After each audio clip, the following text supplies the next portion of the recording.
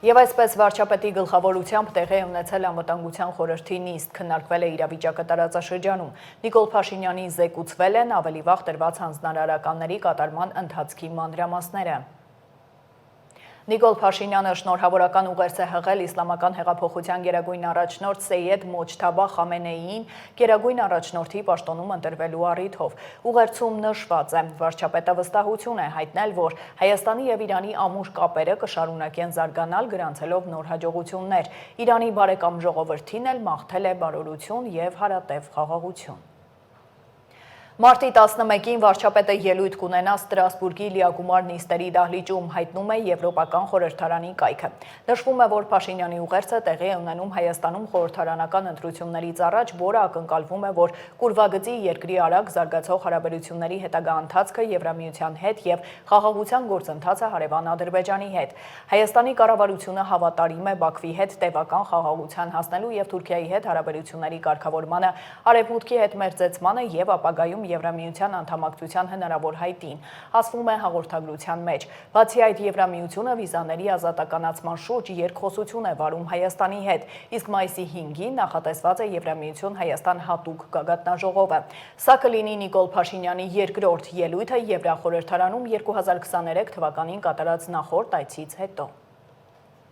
Հացահատիկով բեռնված գնացքը Ադրբեջանի եւ Վրաստանի տարածքով շարժվում է Հայաստան։ Ադրբեջանական լրատվամիջոցների փոխանցմամբ ռուսական հացահատիկի եւս մեկ խմբականակ է ուղարկվել։ Բեռնափոխադրման շրջանակներում Երևան է ուղարկվել 7 վագոնից բաղկացած գնացք, որը տեղափոխում է 488 տոննա ռուսական հացահատիկ։ Առաքումը կատարվել է Բալաջարայի կայարանից։ Ավելի վաղ փետրվարի 4-ին արդեն իրականացվել էր գյուղմթերքի նմանատիպ տարանցիկ փոխադրում։ Այդ ժամանակ Ադրբեջանի տարածքով Հայաստան էր տեղափոխվել 560 տոննա ռուսական հացահատիկ։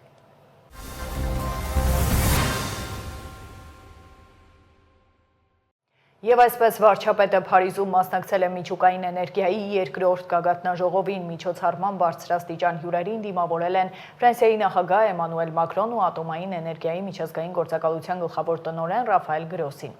Գագաթնաժողովի մասնակիցների համատեղ լուսանկարահանման արարողությանը հաջորդել է միջոցառման բացման արարողությունը։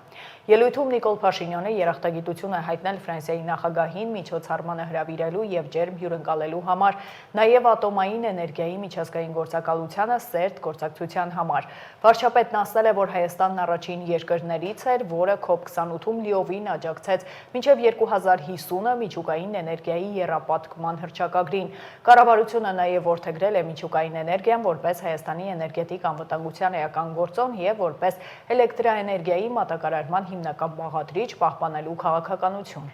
Նիկոլ Փաշինյանը նաև ընդգծել է ռադիոակտիվ թափոնների եւ օգտագործված միջուկային վառելիքի անվտանգ կառավարման կարևորությունը, որը չափազանց կարևոր է ինչպես ներկա, այնպես էլ ապագա սերունդների համար։ Մարդու առողջության եւ շրջակա միջավայրի պաշտպանությունը պետք է լինի գլխավոր սկզբունքը։ Եզրափակելով ելույթը վարչապետը վստահություն է հայտնել, որ գագաթնաժողովը կնպաստի երկրների, միջազգային կազմակերպությունների, ֆինանսական հաստատությունների եւ ոլորտի միջև նախաձեռնությունների ու գործընկերությունների զարգացմանը, մաղթել բոլոր մասնակիցներին արդյունավետ եւ հաջող աշխատանք։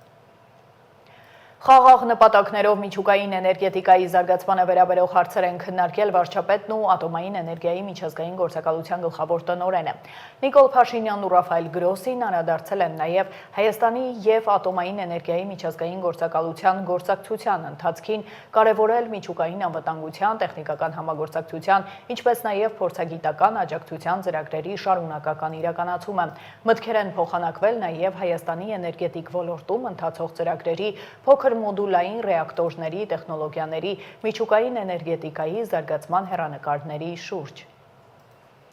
Այլ երկրում Հայաստանի Հանրապետության քաղաքացիների նկատմամբ ճնշումների եւ սպասվող գործընթացների մասին հայտարարություն է տարածել արտաքին հետախուզության ծառայությունը։ Armenpress-ը ներկայացրել է բացառիկության կարգով տրամադրված հայտարարությունը, մեջբերում է. արտաքին հետախուզության ծառայությունը հետախուզական տեղեկություններ է ստանում, որ այլ երկրում տվյալ երկրի հատուկ ծառայությունների անունից հանդես գալով տարբեր դերակատարներ փորձում են ճնշում գործադրել հայազգի եւ Հայաստանի քաղաքացի հանդիսացող ու տվյալ երկրում տնտեսական գործունեությամբ զբաղվող անձանց նկատմամբ վերջիններիս մղելով Հայաստանում սպասվող խորհրդարանական ընտրություններին մասնակցության հայտ ներկայացրած քաղաքական որոշ ուժերին աջակցելու գործողություններ իրականացնելուն, որոնք ներառում, սակայն չեն սահմանափակվում տվյալ քաղաքական ուժերին նշված գործարարների կողմից ֆինանսական և կազմակերպական բնույթի աջակցության գործողություններով։ Միջազգային հանձնաժողովը Փաշինյանի կողմից հայ եկեղեցու դեմ հարձակումների վերաբերյալ խիստ զեկույց է պատրաստել։ Այս մասին հայտարարել է միջազգային փաստաբան Ռոբերտ Ամստերդամը։ Facebook-ում նա շնորհակալություն է հայտնել ԱՄՆ միջազգային կրոնական ազատության հանձնաժողովին իր խոսքով խիստ զեկույցը պատրաստելու համար։ Ամստերդամն ուշադրություն է հրավիրել հետևյալ հատվածի վրա, մեջբերում է. 2025 թվականի ընթացքում վարչապետ Փաշինյանն առաջարկել է ստեղծել և անձամբ նշանակել մի խորհուրդ, որը պետք է ընտրեր հայ առաքելական եկեղեցու նոր առաջնորդ և առաջ է քաշել իր օրակարգին հարող հոգևորականների գործող կաթողիկոսին գահընկեց անելու նպատակով։ Փաշինյանի արշավը Գարեգին II կաթողիկոսի դեմ զուգակցվել է հայ առաքելական եկեղեցու հոգևորականների և այն աշխարհիկ անձանց ձերբակալությունների հետ, որոնք քննադատել կամ քաղաքական ընդդիմություն են դարձել նրա կառավարությանը, գրել է Ամստերդամը։ Երրորդ նախագահ Սերժ Սարգսյանի եղբորը Ալեքսանդր Սարգսյանին կալանավորելու որոշում է կայացվել։ Հակակոռուպցիոն դատարանից հայտնում են, որ նախաքննական մարմինը կալանքի միջնորդություն է ներկայացրել փետրվարի 24-ին։ Դատավոր Սարգիս Պետրոսյանը բավարարել է միջնորդությունը փախուստը կանխելու հիմքը բարձր գնահատելով։ Ալեքսանդր Սարգսյանին հայտնաբերելու և Հայաստանի Հանրապետության իրավասության ներքո գտնվելու դեպքում կալանքի հարցը կրկին քննարկվելու է դատարանի կողմից, հայտնել են դատարանից։ Սարգսյանը մեղադրվում է առանձնապես խոշոր չափի վատնում կատարելու համար։ Երևանի ընդհանուր իրավասության դատարանի Աջափնյակի նստավայրում կայացել է Փարաքարի նախկին համայնքապետ Վոլոդիա Գրիգորյանի սպանության գործով դատական նիստը։ Դատարանում ցուցադրվել է ապացույց հանդիսացող դեպքի վայրի զննության տեսանյութը։ Մեղադրող դատախազը մանրամասն ներկայացրել է, թե ինչպես է տեղի ունեցել սպանությունը, նաև հայտարարել, որ Գևորգ Հարությունյանը Վոլոդիա Գրիգորյանին, Կարեն Աբրահամյանին, Արծրուն Գալստյանին վրեժի շարժառիթով կյանքից զրկելու, սպանելու դիտավորությամբ կրակոցներ է արձակել նրանց ուղղությամբ, սպանել Վոլոդիա Գրիգորյանին, Կարեն Աբրահամյանին, փորձելով սպանել Արծրուն Գալստյանին։ Սպանության օժանդակության համար մեղադրվող Նարեկ Օհանյանը դատարանում հայտարարել է, որ իրեն առաջադրված մեղադրանքը չի ընդունում։ Գևորգ Հարությունյանը նույնպես հայտարարել է, որ կատարված սպանությունների հետ կապ չունի։ Մեղադրանքը չի ընդունում, մանրամասները կբարձրաձայնի մյուս դատական նիստին։ Հաջորդ նիստն ամսի 18-ին է։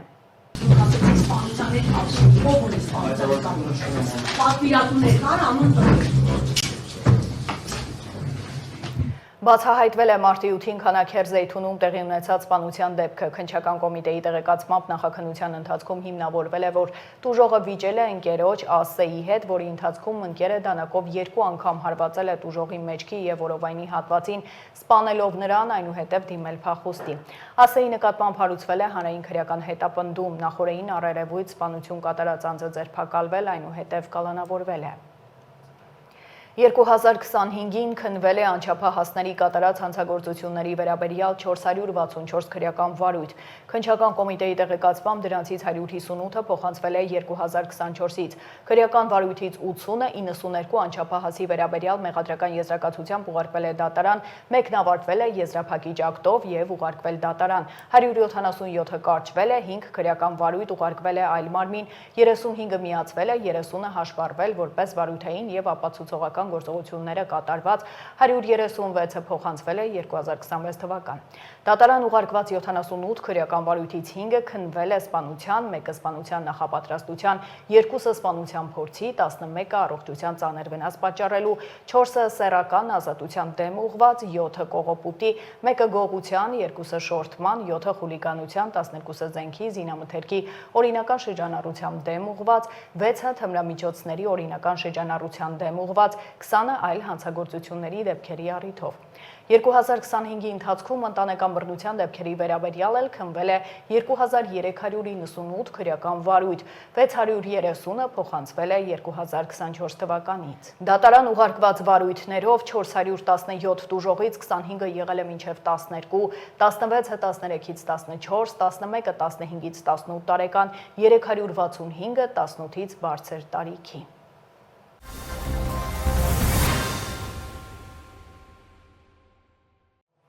Եվ այսպես Հայաստանում եւ ընդհանրապես Հարավային Կովկասում այնպիսի փոփոխություններ են տեղի ունեցել, որոնք 100-ամյա նշանակություն ունեն, եթե ոչ 1000-ամյա։ Եվրոպական բարձր ամբիոնից վարչապետն է հայտարարել. Նիկոլ Փաշինյանը խոսել է խաղաղության մասին, նշել, որ Վաշինգտոնի հռչակագրում լուծում է ստացել տարածաշրջանի կապուղիների բացման հարցը։ Վարչապետն ընթերցել է այդ մասով առանձնացված կետերը, ապա հայտարարել. Թրիփն իրականացման փուլում է։ Առաջիկայում Հայաստանն ու Միացյալ Նահանգները կստորագրեն համապատասխան համաձայնագրիրն ու նախագծի գործնական մեկնարկը կտրվի։ Անդրադառնալով Իրանի շուրջ զարգացումներին, Փաշինյանն ասել է, որ ցավ է ապրում տեսնելով այն, ինչ կատարվում է Մերձավոր Արևելքում։ Ինչ վերաբերում է թրիփին, ապա Հայաստանը նախագծի իրագործումը ձգձգելու ոչ միայն մտադրություն, այլև պատճառ չունի։ Վարչապետը նաև շեշտել է, որ Հայաստանը պատրաստ է հենց այսօր գործող ենթակառուցվածքներով ապահովել Ադրբեջանի արևմտյան շրջանների և Նախիջևանի միջև ավտոմոբիլային կապը։ Վարչապետը խոսել է նաև հոգևորականների մասին, որոնք Քրիստոսի խորանն օգտագործում են հակամարտություն, պատերազմ կամ ներհայաստանյան բռնություն քարոզելու համար։ Նիկոլ Փաշինյանն անդրադարձել է նաև խաղաղության վերաբերյալ քննադատություններին, հիշեցրել, որ վերջերս հայ գերիներ են վերադարձել։ 1991 թվականից ի վեր դարձավ առաջին օրացուցային տարին, երբ Հայաստան-Ադրբեջան հրաձգության հետևանքով ոչ զոհ է եղել, ոչ վիրավոր։ Արդեն ամիսներ սահմանամերձ բնակավայրերի բնակիչները կրակոցների ձայներ չեն լսում։ Ավելին, անկախությունից ի վեր առաջին անգամ 2025 թվականի նոյեմբերին Ադրբեջանի տարածքով նաև անցնելով Վրաստանի միջով գնացք եկավ Հայաստանի Հանրապետություն։ Սա կրկնում եմ, առաջին անգամ 1991 թվականից։ Սա տեղի ունեցավ այն բանից հետո, երբ 2025 թվականի հոկտեմբերին Ադրբեջանի նախագահը հայտարարեց, թե վերացնում է Ադրբեջանի տարածքով դեպի Հայաստան երկաթուղային փոխադրումների սահմանափակումները, եւ ես Ադրբեջանի նախագահին շնորհակալ եմ նման որոշման համար։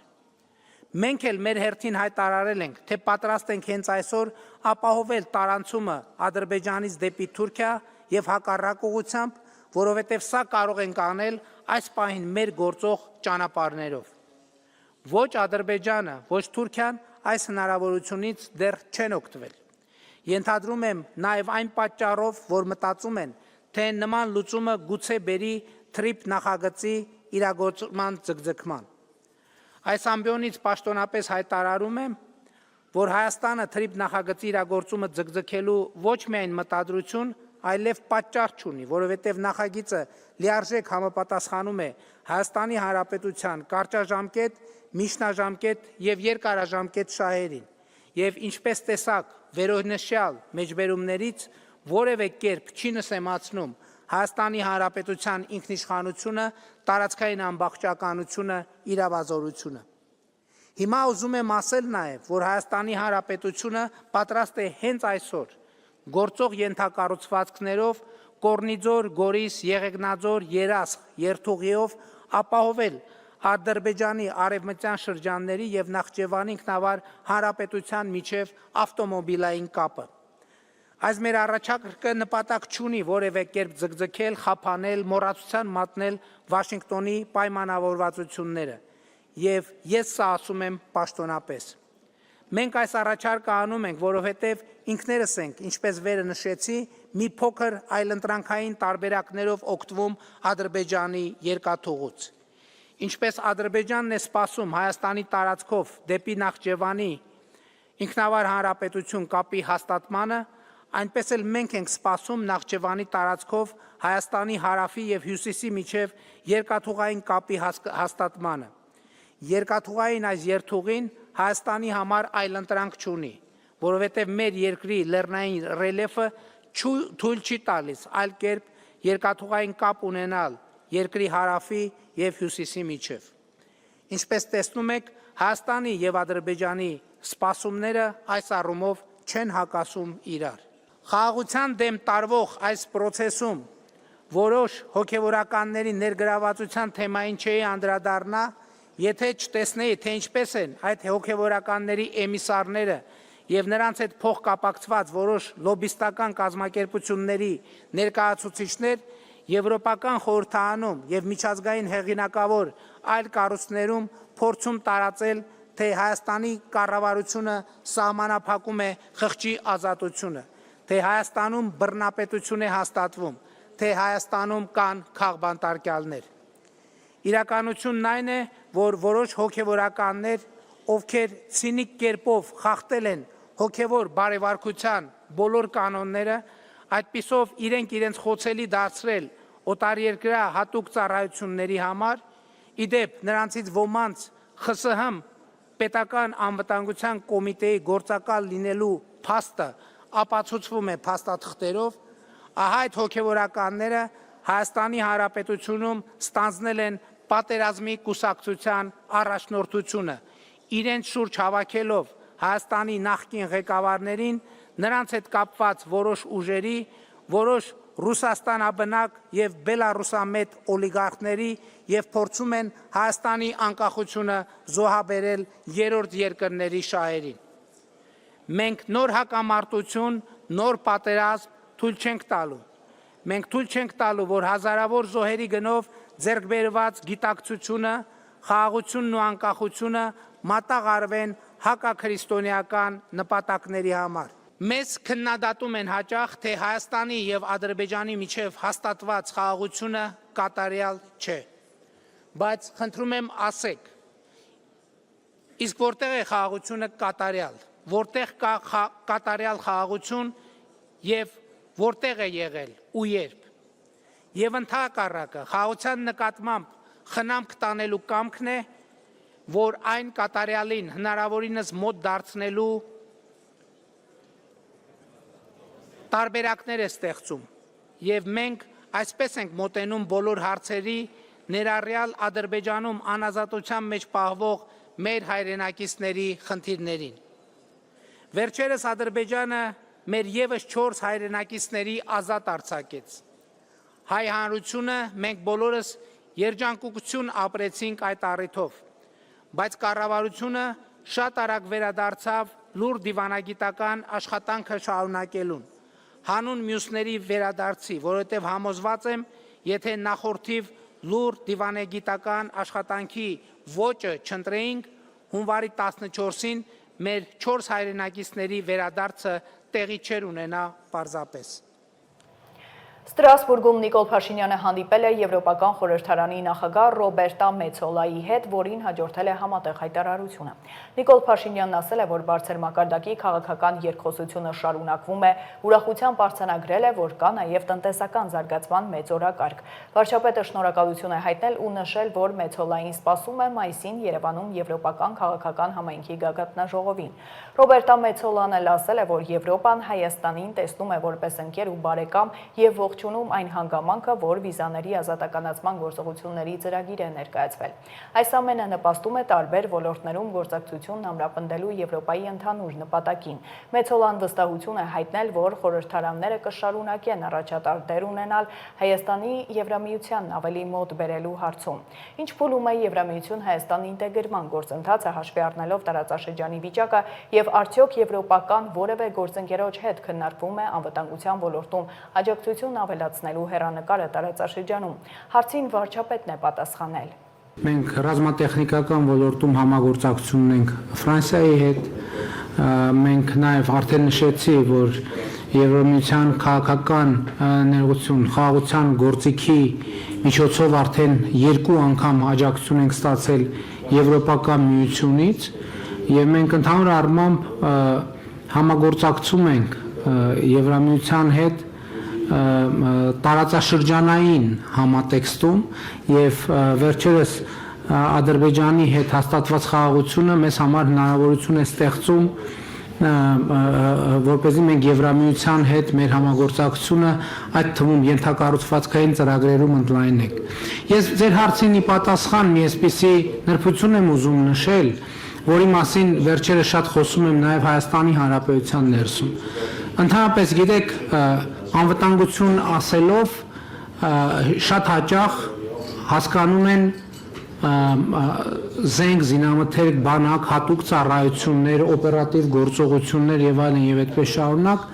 եւ մենք շատ երկար 30 տարի այդ ընկալման մեջ ենք եղել Հիմնական խնդիրը, որը ես տեսնում եմ եւ հիմնական ընկալման փոփոխությունը, որը ես տեսնում եմ, հետեւյալն է, որ Հայաստանում են շատ խոսում է անվտանգության երաշխիքների մասին։ Ինձ համար հիմա ակնհայտ է, որ անվտանգության միակ երաշխիքը խաղաղությունն է։ Չկա ավելի հուսալի անվտանգության երաշխիք, քան խաղաղությունը։ Երկրորդ շերտի անվտանգության երաշխիքը համագործակցությունն է, փոխկապվածությունը, տնտեսական համագործակցությունը եւ փոխշահավետությունը, որովհետեւ իհարկե մենք շատ լայնորեն արդեն ասացի, վերջերս մենք նաեւ ռազմատեխնիկական համագործակցություն ունենք նաեւ Ամերիկայի Միացյալ Նահանգների հետ, եվրոպական մի շատ երկրների հետ, որ նախկինում երբեք չենք ունեցել, բայց այնուամենայնիվ հասկանալով, որ բանակի զարգացումը շատ կարևոր է եւ յուրաքանչյուր ինքնիշխան երկրի ոչ միայն իրավունքն է, այլև պարտականությունն է, անվտանգության մեր ընկալումները փոխվում են ժամանակի հետ ավելի շատ ռազմականից դառնալով քաղաքական եւ դիվանագիտական եւ ես կարծում եմ, որ մենք ավելի շատ պետք է շեշտը դնենք այս տրամաբանության վրա։ Ներսում էլ Հայաստանի ես այս մասին խոսելիս ասում եմ, բանակը մեզ համար անվտանգության ոչ թե գործիք է, այլ անվտանգության ռեզերվ է։ Երբ որ հանկարծ որևէ պայմաններում իմ ասած առաջնային գործիքները խաղաղության հանկարծ չաշխատեն։ Խաղաղությունը, համագործակցությունը, փոխգործակցությունը եւ այդպես շարունակ։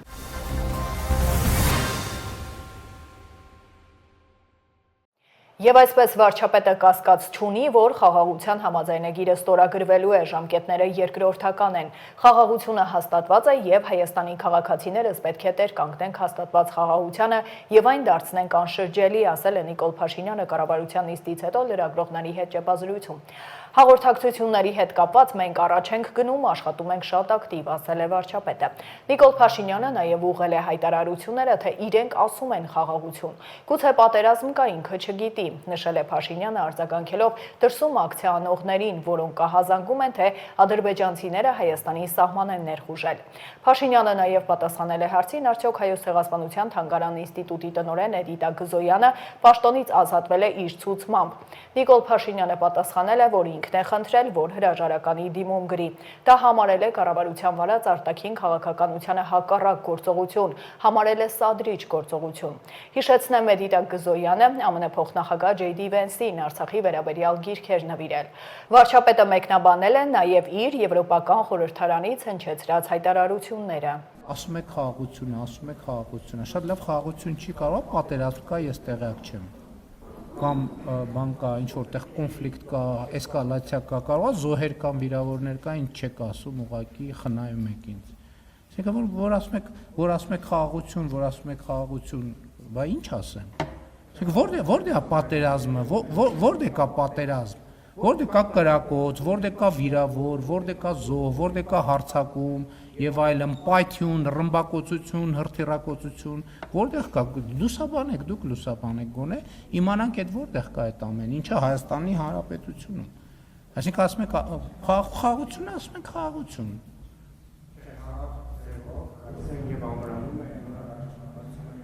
Լսեք, մենք ձեզ կարծեմ պաշտպանության նախարարն էլ հրավիրել,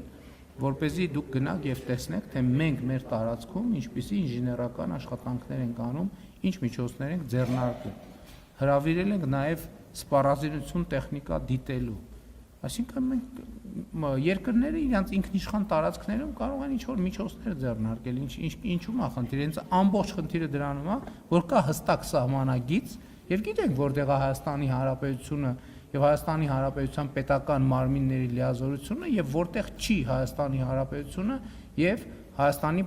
պետական մարմինների լիազորությունից դուրս։ Մենք իհարկե զուգահեռ ասել ենք, որ նաեւ կան տարածքների հետ կապված որոշակի խնդիրներ, որոնք կլուծվում են սահմանազատման գործընթացում։ Ձեր նշած դեպքը իմ նշած դեպքի հետ կապ չունի։ Պաշտպանության նախարարությունը շատ հստակ բարձրաբանում է տվել, որևէ լրացուցիչ բան ասելու բան չկա ուղղակի։ Երկրորդ հարցը Տեսեք, ես անհետ գործածների հարազատների հետ տասնյակ անգամներով եմ հանդիպել, տասնյակ անգամներով, տարբեր խմբերի հետ։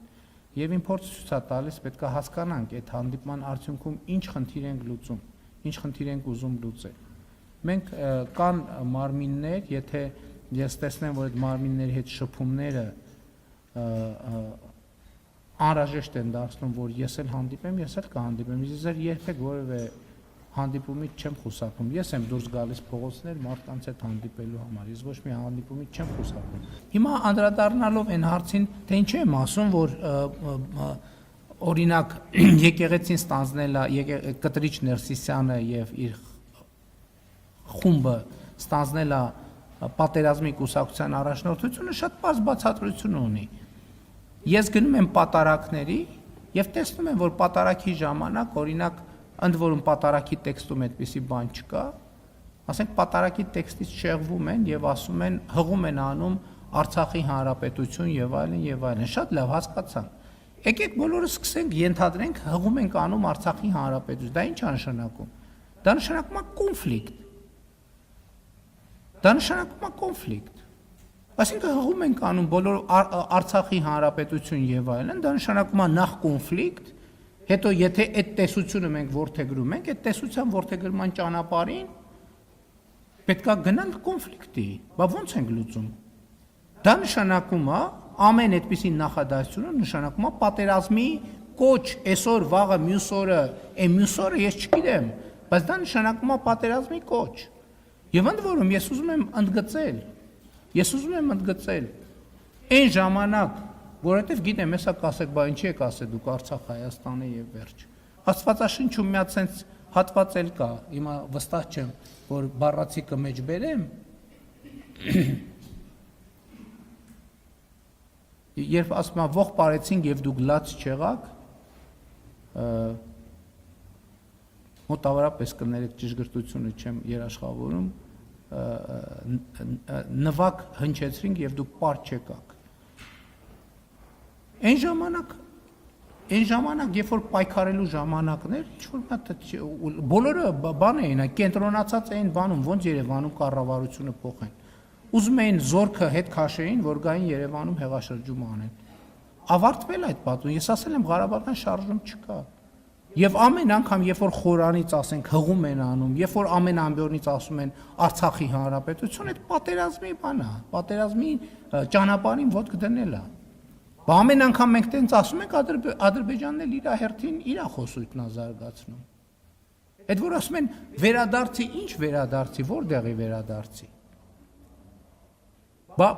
կա փախստականների վերադարձի թեմա, Ադրբեջանն է նույն ձևի նույն թեման է առաջ քաշում։ Այդ թեմաները զարգանալու են, բախվելու իրան դառնան պատերազմ։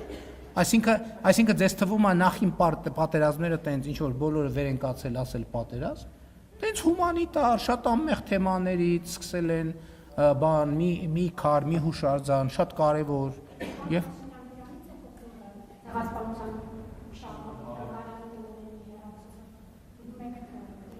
Այո, դրանից է բխում, որովհետև երբ որ երկրի վարչապետը ասում է, որ Ղարաբաղյան շարժում չկա, օտարերկրյա հյուրին Արցախյան հիմնահարց թեմայով գիրք նվիրել ինչ է նշանակում։ Այս երկրում քանի հոգի կարա արտաքին քաղաքականություն վարի։ Ինչի լուծարում։ Ո՞վ է ասել ձեզ, ինչ կապ ունի մեկը մյուսի հետ։ Հայաստանի Հանրապետությունում արտաքին քաղաքականություն վարում է Հայաստանի Հանրապետության կառավարությունը։ Եվ ով որ Հայաստանի այն պետական պաշտոնյան, ով որ կառավարության վարած արտաքին քաղաքականությանը հակասող բան կասի, պետք է ազատվի աշխատանքից, այդտեղ ինչ թեմա կա։ Այսինքն մենք պետություն ենք, թե սա բան է, ինքնագործ խմբակ է։ Հայաստանի եւ Ադրբեջանի խաղաղությունը գոյություն ունի ոչ միայն թղթի վրա, այն արդեն զգացվում է գործնականում։ Այս մասին Բաքվի գլոբալ ֆորումի բացման արարողության ժամանակ ելույթում հայտարարել է Ադրբեջանի նախագահը։ Նա ընդգծել է, որ Հայաստանի եւ Ադրբեջանի սահմանին արդեն տևական ժամանակ փոխհրաձգություն տեղի չի ունենում, զոհեր եւ կորուստներ չկան։ Մենք վերացրել ենք տարբեր ուղղություններով դեպի Հայաստան բոլոր բեռների փոխադրման սահմանափակումները։ Մենք սկսել ենք առևտուրը Հայաստանի հետ եւ արտահանել ենք անհրաժեշտ նավթամթերք, նշել է Ադրբեջանի ղեկավարը։ Առաջին անգամ Եվրամիության ներքին գործերի և միգրացիայի հարցերով հանձնակատարն այցելել է Հայաստան։ Մագնուս Բրուներին ընդունել է Նիկոլ Փաշինյանը։ Վարչապետն ընդգծել է մեր երկրում ժողովրդավարական բարեփոխումների արդյունավետ իրականացման գործում Եվրամիության շարունակական օժանդակության փաստը, հավելելով, որ կառավարության նպատակն է տարբեր ոլորտներում ներդնել այնպիսի ստանդարտներ, որոնք կհամապատասխանեն Եվրամիության չափանիշներին։ Երկրի ղեկավարը միաժամանակ գոհունակություն է հայտնել Հայաստան-Եվրամիություն վիզաների ազատականացման ուղղությամբ իրականացվող աշխատանքներից և հավելել, որ վիզաների ազատականացումը ևս մեկ կարևոր քայլ կլինի երկկողմ հարաբերությունների խորացման և ընդլայնման ուղղությամբ։ Մագնուս Բրուները շեշտել է, որ Հայաստանը վիզաների ազատականացման գործողությունների ծրագիրն իրականացում է հաջողությամբ և արդյունավետ, հույս հայտնել, որ Հայաստանի հետևողական քայլերը կհանգեցնեն սպասված վերջնարդյունքին։ Միաժամանակ Եվրամիության ներքին գործերի և միգրացիայի հարցերով հանձնակատարը ևս մեկ անգամ ընդգծել է բարեփոխումների առաջմղման նպատակով Եվրամիության աջակցության պատրաստակամությունը։ Նախորդին Ստրասբուրգում Եվրոպական խորհրդարանի վարչական շենքի հարակից տարածքում վարչապետ Նիկոլ Փաշինյանի և Եվրոպական խորհրդարանի նախագահ Ռոբերտա Մեցոլայի ներկայությամբ բացվել է հայոց այբուբենի հուշարձանը։ Արմատագիր երկխոսության ուժը խորագրով արձանը տեղադրվել է Հայաստանի կողմից ի նշան երախտագիտության Եվրոպական խորհրդարանի շարունակական անվերապահ աջակցության համար։ Քանդակը բաղկացած է հայոց այբուբենի տառերից։ Ռոբերտա Մեցոլան նշել է, որ երկխոսությունը ժողովրդավարության անկյունակարն է և այն միավորում է և առաջ է շարժվում։ Մեցոլան նաև մեջբերել է բանաստեղծ Սիլվա Կապուտիկյանի խոսքը։ Վարչապետ Նիկոլ Փաշինյանն էլ շնորհակալություն է հայտնել և շատ խորհրդանշական համարել փաստը, որ քանդակը կընդգծի կարևոր կապը հայկական ինքնության և եվրոպական ինքնության միջև։ Հայոց այբուբենի այս պատկերմամբ հայերենն իր տեղն է ամրապնդում այն հարուստ և բազմազան երկխոսության մեջ, որը կոչվում է Եվրոպա։ Այս քանդակը հպարտորեն իր տեղը կզբաղեցնի և մենք էլ ենք հպարտ տեղ կզբաղեցնի խորհրդարանի մուտքի մոտ Սիմոն Վեյլ շինության կողքին և ազդակ կլինի բոլորին, ովքեր մուտք են գործում այս տունը։ Սա նվիրումն է մեր երկխոսությանը և մեր հավատարմությունն է խորհրդարանների միջև սերտ կապի։ Հայ բանաստեղծ Սիլվա Կապուտիկյանը հայոց լեզվի մասին գրել է. «Ուր էլ լինես, այս լուսնի տակ ուր էլ գնաս, քո մայր լեզուն չմոռանաս»։ Կարծում եմ այս զգացողությունը կիսում ենք բոլորս, կիսում ենք ժողովրդավարության այս տան ներսում։ Կրկին շնորհակալ եմ բոլորիդ և շնորհակալություն ձեզ, պարոն վարչապետ։ Շնորհակալություն։ Հարգելի տիկին նախագահ, հարգելի բարեկամներ, նախ եւ առաջ թույլ տվեք բոլորիդ շնորհակալություն հայտնել այս հնարավորության համար, որ հայկական ինքնության այս շատ կարևոր խորհրդանիշը լինի այստեղ Եվրոպական խորհրդարանում։ Այս քանդակը պարունակում է հայոց այբուբենի տառերը։ Հայոց այբուբենի գյուտը 5-րդ դարում դեռ տեղի ունեցավ և դա կարևորագույն հիմնասյուներից է հայկական ինքնության։ Եվ սա շատ խորհրդանշական է այն փաստը, որ այս քանդակը կընդգծի կարևոր կապը հայկական ինքնության և եվրոպական ինքնության միջև։ Գիտեք, ես կարծում եմ, որ խոսքը, գիտելիքը, տեքստը կարևորագույն և ամենաուժեղ խորհրդանիշներից է ժողովրդավարության, քանի որ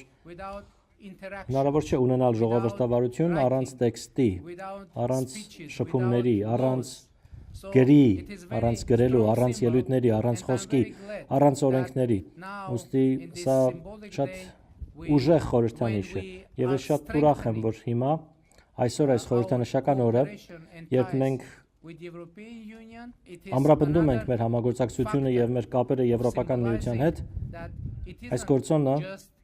հերթական անգամ խորհրդանշում է, որ միայն շփումը չէ, որ միայն համագործակցություն չէ, մեր համագործակցությունը հիմնված է բովանդակության վրա, դա ժողովրդավարական բովանդակություն է, դա համագործակցության, երկխոսության և խաղաղության և իհարկե համատեղ եվրոպական ապագայի մասին է։ Շատ շնորհակալություն։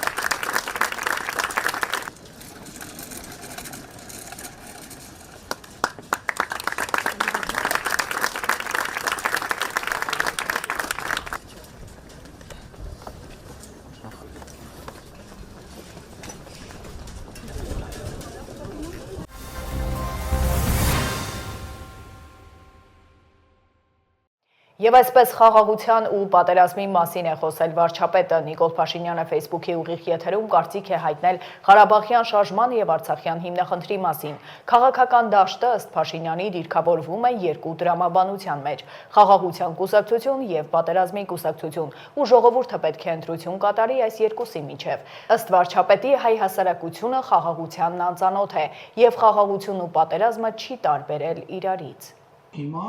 քաղաքական դաշտը ըստ էության դիրքավորվում է այս տրամաբանության մեջ։ Խաղաղության կուսակցություն, որը ասում է, որ մենք չպետք է շարունակենք Ղարաբաղի շարժումը, եւ պատերազմի կուսակցություն, որը ըստ էության ուղղակի կամ անուղղակի ասում է, որ մենք պետք է շարունակենք Ղարաբաղյան շարժումը, եւ ես հստակ ասում եմ, որ Կտրիչ Ներսիսյանը հստակ ստանձնել է պատերազմի կուսակցության առաջնորդությունը, այդ մնացածը Լևոն Տեր-Պետրոսյան, Ռոբերտ Քոչարյան, Սերժ Սարգսյան, մյուսներ տեղավորվում են այս տրամաբանության տակ։ Եվ մենք պետք է շատ հստակ ընտրություն կատարենք, Ղարաբաղի շարժումը շարունակում ենք, թե չէ։ Եթե շարունակում ենք, դա նշանակում է նոր պատերազմ, չի կարող ուրիշ կերպ լինել։ Եվ ընդ որում 2020 թվականից առաջ էր պատերազմն, չէ, որ պատերազմ չէր։ Մենք խաղաղություն այնքան անծանոթ է, որ մենք խաղաղությունն ու պատերազմը չենք էլ տարբերել իրարից, նոր սկսում ենք տարբերել։ Եվ մենք պետք է այս ընտրությունը կատարենք։ Մենք ասելով ժողովուրդը պետք է այս ընտրությունը կատարի։ Եվ ժողովուրդը առաջիկա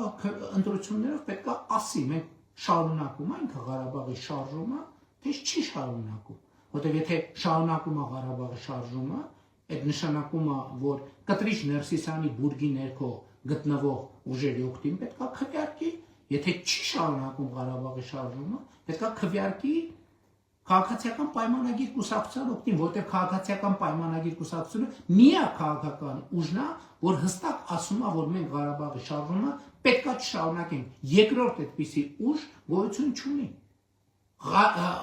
Ընդ որում ավելի լայն շրջանակում ժողովուրդը պետք է որոշում կայացնի, որտեղ քաղաքացիական պայմանագիր կուսակցությունը միակ ուժն է, որ ասում է նոր սահմանադրության մեջ պետք է անկախության հռչակագրին հղում չլինի։ Ինչու ժողովուրդ ջան, որովհետև անկախության հռչակագրի տեքստը ինքը ոչ թե անկախության հռչակագիր է, ինքը կոնֆլիկտի հռչակագիր է։ Ինքը մի կոնֆլիկտի հակամարտության հռչակագիր է, որովհետև մենք ասում ենք, որ ոչ թե պետություն ենք ստեղծում, ոչ թե այդ հռչակագրով, ոչ թե մեր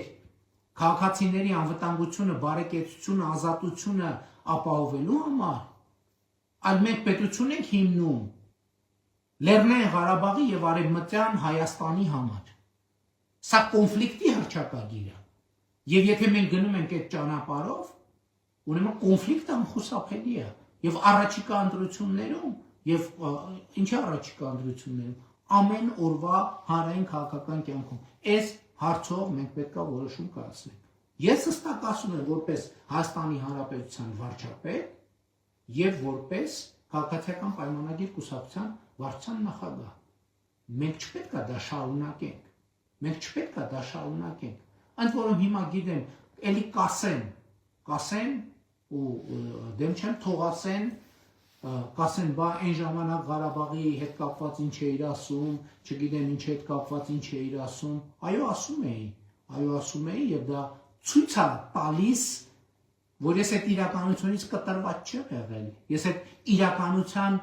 դեմ չեմ եղել, ցույց է տալիս, որ ես մաքսիմալն եմ արել այդ օրակարգերի համար եւ դրա համար է, որ մեջբերում եմ Աստվածաշնչի այդ կտորը, որը գրել են, որովհետեւ անգիր չեմ հիշում։ Եվ ստեղ էլ խնդրում եմ այս խոսքի բարդ դարձվածքներ ընկալել, որովհետև չեմ ուզում մեկնաբանել, որովհետև այն ինչ որ եղել է, արդեն եղել է։ Իսկ մեջբերում հետևյալն է, ձեզ համար փող հնչեցրի, բայց դուք չպարեցիք, ձեզ համար ողբ երգեցինք, բայց դուք լաց ու կոց չարեցիք։ Ոչ մեկ այս ընտրությունից չի խուսափելու։ Ղարաբաղի շարժումը շարունակում ենք, թե չենք շարունակում։ Եթե շարունակում ենք, դա պատերազմ է։ Եթե չենք շարունակում, դա խաղաղությունը ամեն օրվա հետ ուժեղանալու է եւ անկախությունն ամեն օրվա հետ ուժեղանալու։ Գերագույն հոգևոր խորհուրդը դատապարտել է իշխանության իրենց բնորոշմամբ կամայական խտրական գործողությունները, հայոց եկեղեցու եւ եկեղեցականների նկատմամբ իրականացվող հալածանքները, շինծու մեղադրանքներով ազատազրկումները, ինչպես նաեւ պետական լծակների գործադրմամբ եկեղեցու գործունեությանն արհեստական խոչընդոտների ստեղծման, սահմանափակման եւ եկեղեցական կյանքին ապօրինի միջամտությունների փորձերը։ Մայրաթոր Սուրբ Էջմիածնում Գարեգին II ամենայն հայոց կաթողիկոսի նախագահությամբ տեղի է ունեցել Գերագույն հոգևոր խորհրդի ժողովը։ Խորհուրդը մերժելի է համարել նաև վարչապետ Նիկոլ Փաշինյանի ելույթը Եվրոպական խորհրդարանում, որտեղ վարչապետը հայոց եկեղեցու եւ եկեղեցականության հասցեին ասել էր օտար ազդեցության գործակալ պատերազմի կուսակցություն։